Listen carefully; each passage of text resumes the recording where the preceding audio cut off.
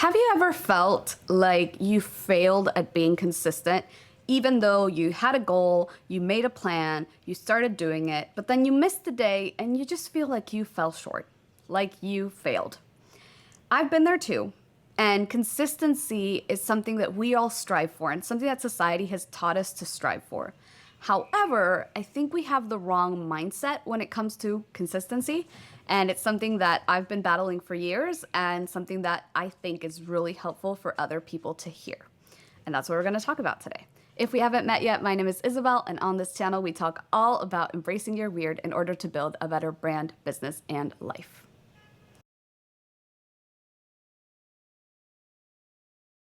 The Oxford Dictionary defines consistency as, and I'm going to read this, the achievement of a level of performance that does not vary greatly in quality over time. What does that mean for humans and not robots? I'm going to give you a personal example. Last year, I set a goal of starting a YouTube channel, and then after I posted my first video, I set the goal to post one video every single week on Friday for the remainder of the year. That was 34 weeks total, including that first video. And of those 34 videos that I was supposed to post, I posted 33. And of those 34 videos that I was supposed to post on Friday, only 32 of them came out on Friday. So I posted only 33 and only 32 actually came out on Friday. The other one came out on Saturday. It was a little bit late. I couldn't get it finished in time. Things happened. It's fine. The video that I didn't post was I was sick for 2 weeks in bed with a fever. I had one pre-recorded in advance that I finished and was able to post, but I didn't have the energy to record another one, and so it didn't happen. I had to give myself that grace. However, even though on that week I was giving myself the grace, when I looked at my goal and I said, okay, 34 videos on Fridays, I only posted 33 videos and only 32 of them came out on Friday, I started to give myself a hard time. And I started going down this shame spiral where I'm like, well, then you didn't actually achieve the goal, did you? Like, oh, well, you said 34 and you didn't hit the mark. Well, you said you were going to do this and you didn't do it perfectly. Because our inner critic is oftentimes our worst enemy. And I had to stop myself in my tracks. I had to say, hey, hang on a second, let's do some math.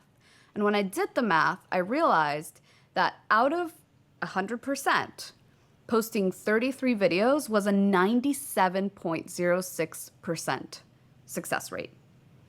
And if we only count the 32 videos, because one of them didn't come out on a Friday but on a Saturday, that is still a 94.15, I think it was, success rate. How am I giving myself a hard time when my success rate overall was over 94%? That doesn't make sense because we're not robots. And this is what we need to reframe in our heads.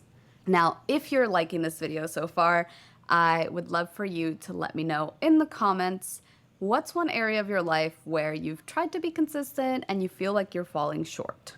And let's see if we can reframe that before the video ends. Thankfully, I have been learning to catch myself when I start falling down these shame spirals and recognize that I'm a human and not a robot. And I deserve to give myself grace. I deserve to have compassion with myself when things just don't go how I planned them. That is okay. I am not a robot. I don't have to be perfect. Now, let's go back to that definition of consistency, because we need to reframe it. But in order to reframe it, we need to look at the definition. And the definition said, I'm going to read it again, the achievement of a level of performance that does not vary greatly in quality over time. Let's focus on that last part. Does not vary greatly in quality over time. Notice something. It says does not vary greatly. It does not say does not vary. It does not say is perfect. It does not say is 100% perfect all the time. It just says does not vary greatly.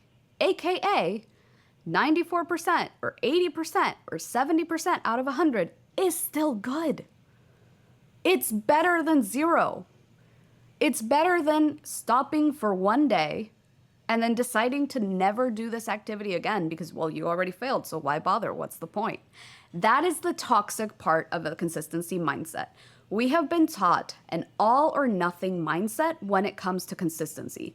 You either do every day or it's not worth doing any day. And it is better.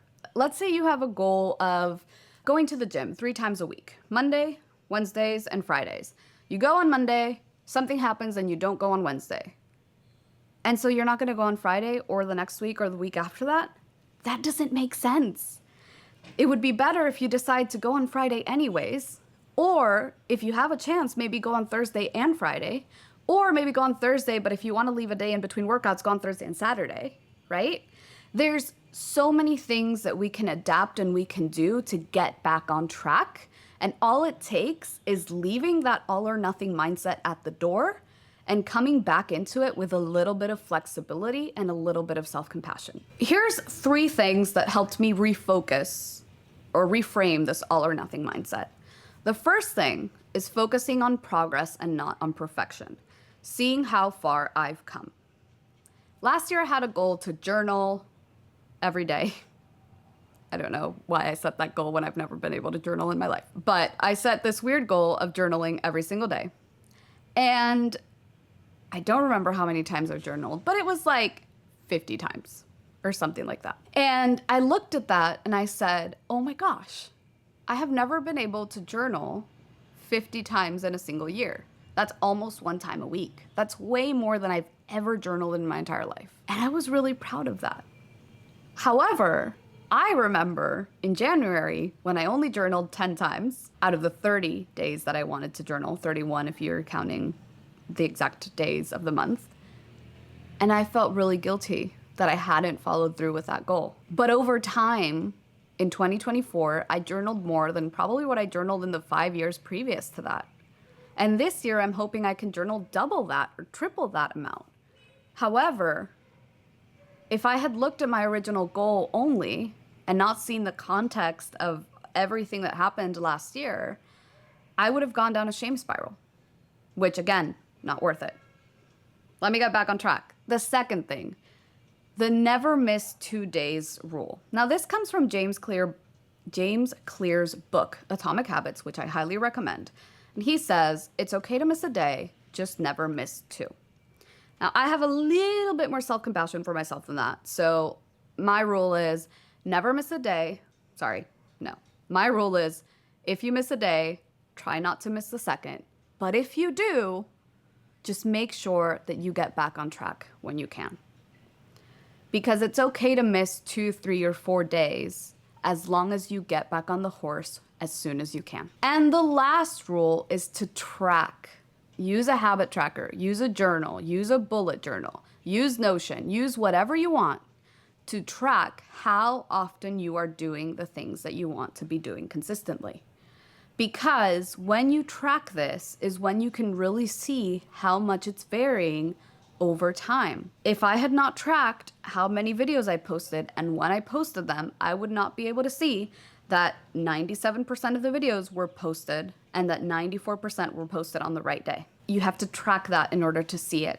And it's that tracking that allows you to stop the shame spiral and say, hey, 94% is actually pretty good, especially with all the other things that we do, right? Because we don't usually set only one goal. We have like 1,000 different things that we want to try and 1,000 different things that we want to do.